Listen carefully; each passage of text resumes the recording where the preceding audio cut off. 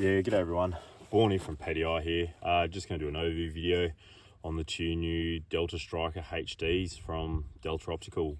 Both are awesome. We've been waiting for this guy for a very, very long time. So excited for these to finally exist and be out in the wild, and can't wait for people to get their hands on them. These are probably going to be the best-selling scope on our lineup. Anyway, onto the details of them. Both are first focal plane, both are 34mm tubes, both parallax adjustable to sub 10 meters right up to infinity, and both are illuminated. The illumination dials on both have off positions between each brightness setting, and both go up to 11 for those that need it to be day bright, that little bit more than 10 power or 10 brightness. Anyway, now on to the unique features of each. So starting with the 1 to 10 by 28, the LPVO, it's obviously only 1 to 10. It's a really, really nice LPVO. It's a true 1 power. Love the mechanics of the magnification ring for just cranking between the two. However, being a 1 to 10, chances are you're going to want to install the little, I don't know what you'd call it, the lever that comes in the box. So, it's already there. Just screw that in, tighten it up, and away you go. Then you can do quick mag changes. The other thing about it is it's lift to turn turrets, so locking turrets. Nice turrets. I don't know if this will come through because I'm outdoors, but pretty nice turrets. Nicer than the original Strykers, which were already pretty good. Windage is the same. It's locking. That was unlocked, but locking turret, really nice. The windage, unfortunately or fortunately, has the indication line through the center line of the scope.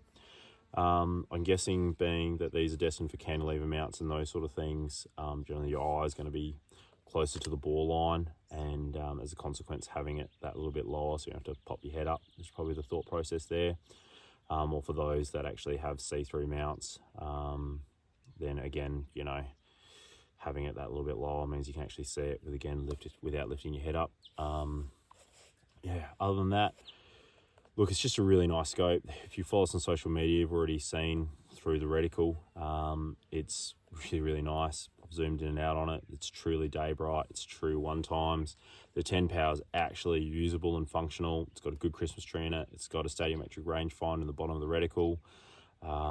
Just everything about it is really well thought through. It might not have the same specs as some more expensive options on the market, but the actual practical application of it, and the execution is superb. Like it's performs exactly as you want it to perform, is probably the best way to describe it. Really, really like it. Love it, in fact, more than I thought I would. I'm not a big LPVO guy, but now this is on the 20-inch 308. It's hard to ignore how handy it is and how fast it is, especially, this gun spends a bit of time on a side-by-side or a quad bike or in a tractor, and just, that massive field of view, quick zoom in, capable at long distance, capable at, just out the window of the header. It's pretty superb. It'd also make a great, IPSC scope, or, for those who want to do hound hunting and those sort of things, as in hunting over hounds for sambar. This scope performs better than I thought it would going into the evening, especially considering 28mm objective. I guess the 34mm tube helps a lot with that, but also really good coatings on it. Resolution superb. Resolution suffers a little bit up at 10 power, but it's very functional, and there's going to be plenty of people out there that don't notice compared to what they've come from. It does perform really well across the mag range.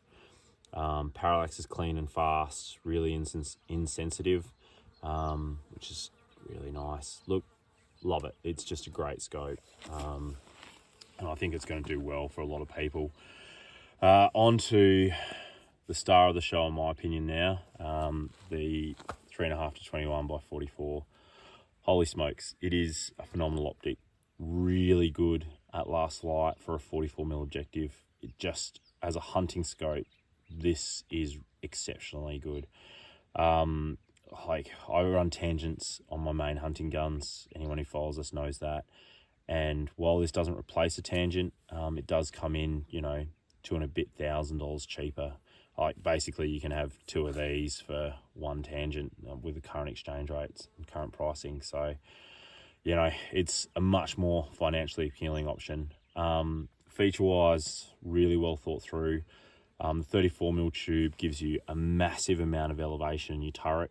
Also really good for light transmission, really good image. It's just, I'll be honest and say that I was concerned. The original specs that we saw a year ago, maybe a year and a half ago, weren't for this scope, but for something similar. And it was a 30mm tube, which I was excited by because how light we could get it. But this 34mm, it just works really well as a 3.5 to 21, and you know, having that massive elevation range is just really cool. Like it means that this is a true ELR scope for a 22 rimfire, while also being right at home on a mountain rifle like this 7PRC. Both these scopes just so compact. I mean, this is an RM Blades folding knife. I think it's the M44. Yeah, I can't quite remember. I should just say it. Yeah, M33 says it on the label.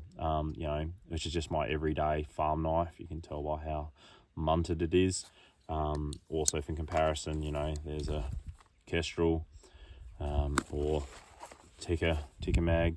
You know, these are compact scopes, and the 34mm tube, you know, makes them look a bit shorter and fatter, but they are really nicely proportioned.